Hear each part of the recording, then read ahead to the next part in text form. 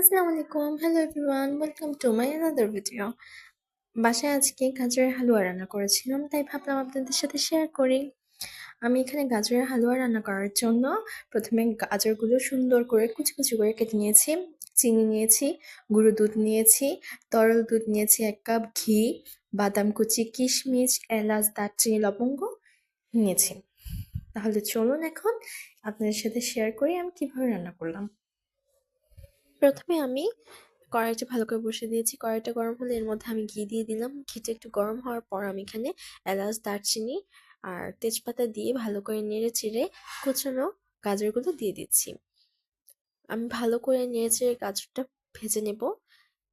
এখানে আমি কোনো এক্সট্রা পানি দেব না, কারণ গাজর থেকে যথেষ্ট পরিমাণ পানি বের হবে আর ওই পানিটা দিয়েই গাজরটা সম্পূর্ণ সিদ্ধ হয়ে যাবে।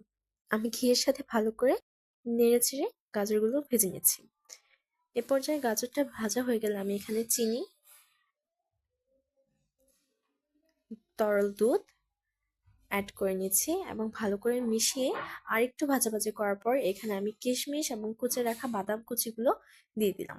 এখন আমি ভালো করে নেড়ে চেড়ে আরেকটু ভাজা ভাজা করব, যেন গাজরগুলো সুন্দর করে ভাজা ভাজা হয়ে যায় এবং সুন্দর একটা স্মেল বের হয়।